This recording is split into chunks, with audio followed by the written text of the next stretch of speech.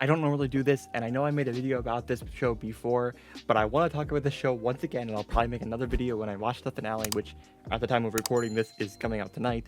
By the time you're watching this, it'll be out already. But I want to talk about this show with all the love and passion that only I can. I think this show won't get its full praise because it's on HBO Max and it's a spin-off of the other two It movies. But this show does something I think other shows wouldn't have dared to do, and it really works better than I possibly could have imagined. Let's look at what I'm talking about. Spoilers are included for everything except for the finale of Welcome to Derry. So here's what this show does that I honestly don't think any other show in its position would have done. You don't see Pennywise until I believe it's the 5th episode of the show. I mean, you see him, sort of, but that's what makes it so interesting. But the movies don't really get to dive into this part of Pennywise, which is really cool. Like, they don't really get to focus on the other parts of Pennywise, but that's what this show does almost entirely. It shows the other versions of Pennywise that honestly, to me, are kind of more scary in some cases than Pennywise, because some of the other versions of it are really intense and very scary. For example, one of the other versions of Pennywise, or It, that they show you in the show, happened when a bunch of soldiers went down into the sewers after Pennywise. And in the darkness,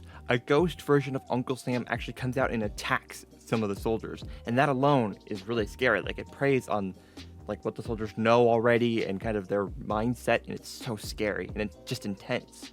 That's all stuff that happens before Pennywise even is shown for the first time, really. However, something I want to talk about that I watched this the other day that I thought was incredible is the introduction to Pennywise, like how they actually show you Pennywise the clown in this show for the first time. Basically, Maddie, who's one of the kids that was killed in literally like the first 5 minutes, he's actually the kid that you see in the very first beginning of the show. If you're not sure if you're gonna like the show or not, watch the first episode at least. I'm pretty sure I told you this in the last video. Watch the first episode and then decide if you like the show or not. But anyways, Maddie comes back, like you actually see him again. That's at least what looks like Maddie. And Maddie goes down to the sewers with the rest of the children because Maddie knows where Pennywise is. They go down in the sewers and all of a sudden Maddie isn't actually Maddie, but turns into Pennywise in this really scary moment where he his body contorts and actually turns into Pennywise. Like you watch him turn into Pennywise. It's really scary. He then kills one of the kids in a fire and puts one of the other ones into deadlights, which is again really scary. And honestly, I love this show because it's just when Pennywise gets intense and ready to battle, they battle, but also there's these really quiet moments, and there's almost an entire episode where you actually get to see Pennywise, as the actual clown, which I honestly think is really cool, getting to see the actual backstory to the clown and where he was, what he does, how he did his act, and where Pennywise gets certain parts of his act from. Pennywise, gets his act from. One of my favorite things about this show is getting to see so much of the behind the scenes of what you already know from the other two movies, and a bunch of the little Easter eggs and things they dropped in those two movies that you kind of get to see now, which is really, really cool. If you don't know about, they're still planning to do it, maybe if they can get the rights and everything, and it'll all work out. They want to do a 6-hour supercut of both It 1 and It 2.